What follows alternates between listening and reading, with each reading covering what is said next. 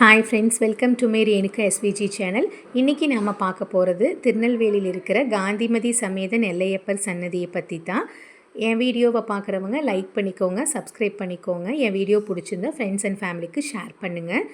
நாங்கள் எங்கள் ஊர்லேருந்து பார்த்தீங்க அப்படின்னா 5.5 hours ட்ராவல் திருநெல்வேலிக்கு. 5 hours, நியர்லி 5 hours ட்ராவல் பண்ணணும். நாங்கள் திருச்செந்தூர் போகிறது, அதுக்கு முன்னாடி நெல்லையப்பர் சன்னதிக்கு போய் நாங்கள் நெல்லையப்பரை தரிசனம் பண்ணிவிட்டு நம்ம அதுக்கடுத்து திருச்செந்தூர் போயிருந்தோம். நான் ஃபஸ்ட் இன்றைக்கி திருநெல்வேலியில் இருக்கிற நெல்லையப்பர் சன்னதியோட வீடியோ தான் போடுறேன். அதுக்கப்புறம் நான் திருச்செந்தூர் வீடியோவும் நான் அதுக்கப்புறம் போஸ்ட் பண்ணுறேன். பார்த்திங்கன்னா இது நம்ம போகிற வழி தான். கிட்ட பக்கமாக போயிட்டோம். ஒரு 1/2 hourல கோயிலுக்கு போகிற டிஸ்டன்ஸில் நான் எடுத்தது. நிறைய ஏரி இருக்குது, ஆனால் எல்லாமே பார்த்திங்கன்னா ஆகாய தாமரை அதிகமாக அதில் இருக்குது. தண்ணி நிறைய இருக்குது. அதே மாதிரி விவசாய பூமியும் இருக்குது. 2 சைடுமே வாழை அந்த மாதிரி நிறைய விவசாய பூமி இருக்குது. ஆனால் ஆகாய தாமரை பாருங்கள், பெரிய ஏரி தான், ஆனால் ஃபுல்லாக ஆகாய தாமரை அதில் நிறைய இருக்குது. நாங்கள் ஏர்லி மார்னிங் கிளம்புனாலும் நாங்கள் அங்கே ரீச் ஆகிறது 11 o'clock ரீச் ஆனோம். ஆனால் ஒரு 10:30, 10 அந்த மாதிரி இதை நான் வீடியோவில் எடுத்துகிட்டு இருந்தேன். அப்போவே பார்த்திங்க அப்படின்னா ஒரு 12, 1 o'clock எஃபெக்ட் இருந்துச்சு. பயங்கர வெயில். ஏன்னா சம்மரில் தானே, இப்போ சம்மர் ஸ்டார்ட் ஆகிடுச்சு இல்லைங்களா, அதனால் பயங்கர வெயில். நாங்கள் அங்கே ரீச் ஆகிறப்போ 11 o'clock. ஒரு 1 hour மாதிரி நாங்கள் கோவிலில் இருந்தோம். நல்லா இருந்துச்சு, ரொம்ப பெரிய கோவில். தமிழ்நாட்டிலேயே பார்த்தீங்க அப்படின்னா இங்கே இருக்கிற தேர் 3rd லார்ஜஸ்ட் தேர்னு சொல்கிறாங்க. ரொம்ப பெரிய தேர். அதே மாதிரி கோவில் பார்த்தீங்க அப்படின்னா ஒரு நாள் பத்தாது, அவ்வளோ பெரிய கோவில். நல்ல பொறுமையாக சுற்றணும் அப்படின்னா சுற்றி பார்க்குறக்கு ஒரு நாள் கரெக்டாக இருக்கும். நாங்கள் ஒரு 1.5 hours அந்த மாதிரி தான் பார்த்துட்டு வந்தோம். ஏன்னா நாங்கள் 11 o'clockங்கிறதுனால கோவில் டைமிங் பார்த்திங்கன்னா 12:30 க்ளோஸ் பண்ணிடுறாங்க. திருப்பி ஈவினிங் 4:30 மாதிரி தான் ஓப்பன் பண்ணுறாங்க. நாங்கள் 11 o'clock ரீச் ஆனதுனால அது க்ளோஸ் பண்ணுற டைமுக்குள்ளே நாங்கள் வெளியே வந்துட்டோம். பாருங்கள், நெல் நிறைய இருக்குது. திருநெல்வேலியில் நெல் அதிகமாக போட்டிருக்காங்க. 2 சைடுமே நிறைய நெல் வயல் இருக்குது.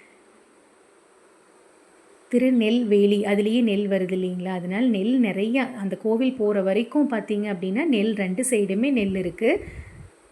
இப்போ கோவில் கிட்ட ஒரு 10 minutesல கோவில் வந்துடும். அந்த மாதிரி கிட்டையே வந்தாச்சு.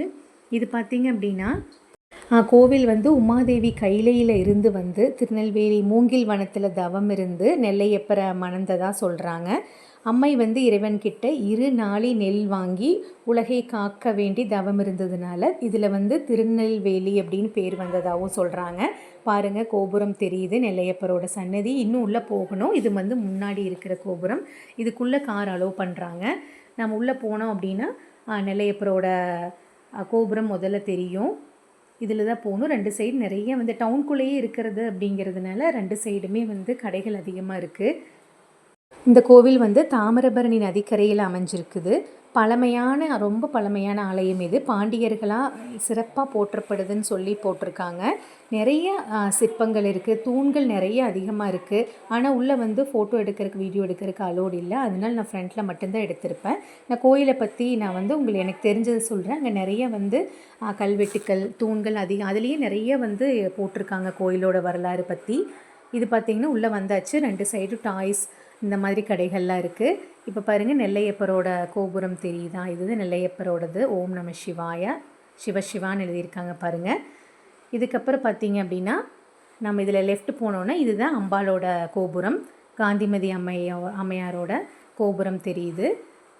2மே தனித்தனியாக இருக்கும். 2ஐயும் ஒரு மண்டபம் தான் ஜாயின் பண்ணும். அந்த சைடு அம்மாவை கும்பிட்டு, இதுதான் பார்த்திங்கன்னா காந்திமதி அம்மையாரோட கோபுரத்துலேருந்து நம்ம உள்ளே போகிற சன்னதி.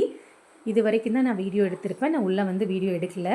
இதில் கோசாலை நிறைய இருக்குது. வெளியே வரப்போ பார்த்திங்கன்னா நிறைய மாடுகள் வச்சு பராமரிச்சுட்டு வர்றாங்க. பார்க்குறக்கே அழகாக இருக்குது. கிட்டத்தட்ட ஒரு 50 மாடுகளுக்கு மேலேயே இருந்துச்சு. முன்னாடி ஒரு காலத்தில் பார்த்திங்கன்னா ராமகோனார்னு ஒருத்தர் பால் ஊற்றிட்டு இருந்திருக்காரு அரண்மனைக்கு. அவர் நடந்து போகிற சமயத்தில் ஒரு நாள் ஒரு கல் தட்டி விட்டு பாலெல்லாம் கொட்டிருச்சு. இது அந்த ஒரு நாள் மட்டும் நடக்கலை, 4-5 நாள் தொடர்ந்து நடந்திருக்கு. அதுக்கப்புறம் தான் அவர் போய் மன்னர்கிட்ட நடந்ததை சொல்லியிருக்காரு. மன்னர் அவரோட ஆளுகளை கூட்டிகிட்டு அந்த கல்லை அகற்றுறதுக்காக அதை வெட்டியிருக்காங்க. அப்போ கல்லோட இடப்பக்கம்லேருந்து ரத்தம் வந்திருக்கு. அப்போ எல்லாருமே ரொம்ப பயந்துட்டாங்க.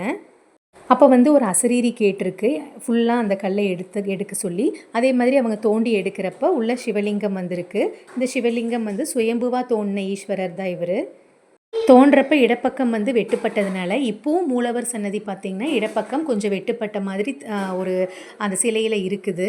நம்ம போய் சாமி கும்பிடுறப்பவே நமக்கு நல்லாவே தெரியும் இந்த சிலையிலோட வித்தியாசம். மற்ற சிவலிங்கத்துக்கும் இந்த சிவலிங்கத்துக்கும் வித்தியாசம் நல்லா தெரியும். அந்த இடப்பக்கத்தில் கொஞ்சமாக அந்த வந்து அடிப்பட்ட மாதிரி அந்த சிவலிங்கத்தோட இடப்பக்கம் நல்லாவே நம்மளுக்கு தெரியுது.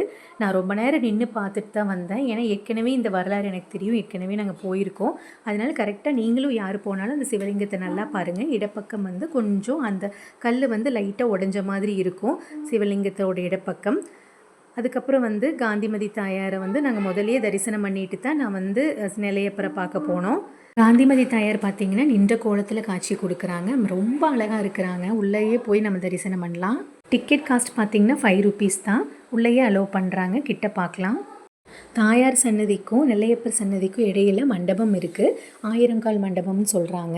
இங்கே பார்த்திங்கன்னா மூலவர் சன்னதியில் இசை தூண்கள் இருக்குது. சன்னதி மணிமண்டபத்தில் உள்ள தூண்களை பற்றி தட்டணும் அப்படின்னா இசை எழுப்புது. அதில் பார்த்திங்கன்னா எங்களுக்கே ஓசை எழுப்பி காமிச்சாங்க. ஒரு தூண்லேயும் நம்மளுக்கு பார்த்திங்கன்னா ஒரு வாத்தியத்தோட ஒலி நம்மளுக்கு கேட்குது. அது வந்து பார்த்திங்கன்னா மியூசிக்கல் பில்லர். 1000 கால் மண்டபத் தூண்கள் அப்படியில் பார்த்திங்கன்னா அதில் வந்து அர்ஜுனன், பீமன், வாலி, சுக்ரீவன் இவங்களோட சிலைகள் எல்லாமே வந்து ரொம்ப கண்ணை கவர்ற மாதிரி ரொம்ப அழகாக இருக்குது. கோயில் என்ன சிறப்புன்னு பார்த்திங்கன்னா நாகதோஷம், நவகிரக தோஷம், திருமணத்தடை, அப்புறம் வந்து தம்பதிகள் ஒற்றுமைக்கு இது எல்லாமே வந்து பரிகாரத்துக்கு சிறந்த தலமாக இந்த தலம் இருக்குது. நம்ம உள்ளையெல்லாம் வந்து வீடியோ ஆடியோ எதுவுமே எடுக்கக்கூடாது. அதனால் நான் மொபைல் வந்து நான் யூஸ் பண்ணல. இங்கே பார்த்தீங்கன்னா குபேரருக்குன்னு தனி சன்னதியும் இருக்குது. அது ரொம்ப பிரகாசமாகவே இருக்குது. நிறைய லைட் எஃபெக்டோட பார்க்குறக்கு அழகாக இருக்குது. இந்த கோயிலுக்குள்ளே போனதையும் பார்த்தீங்க அப்படின்னா 10 அடி உயரத்தில் நல்ல அழகான வெள்ளை நிற அந்த நந்தி சிலை ஒன்று இருக்குது மூலவர் சன்னதிக்கு முன்னாடியே. அப்புறம் மூலவரை சுற்றி 3 பிரகாரங்கள் இருக்குது. உள்ளே ஃபஸ்ட்டு பார்த்தீங்கன்னா தக்ஷணாமூர்த்தி, பைரவர், மகிஷாசுரமர்த்தினி, பெருமாள் சன்னதியும் உள்ளே இருக்குது. வைணவம் சைவம் ஒற்றுமையை நிலைநாட்டுற மாதிரி அது இருக்குதுன்னு சொல்கிறாங்க.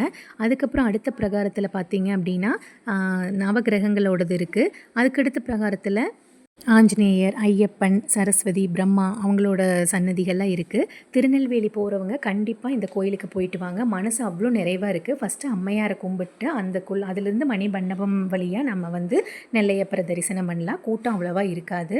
இடைநாள்களில் போனீங்க அப்படின்னா நம்ம ஒரு 5 நிமிஷத்தில் 2 கடவுளையும் கும்பிட்டுடலாம். அப்புறம் நம்ம சுற்றி பார்க்கலாம், பொறுமையாக சுற்றி பார்த்துட்டு வரலாம். உள்ளேயே தெப்பக்குளங்களும் இருக்குது.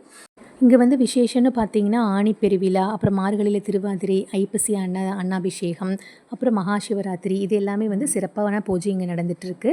எல்லோரும் இந்த சன்னதிக்கு போயிட்டு வாங்க. தேங்க்ஸ் ஃபார் வாட்சிங்.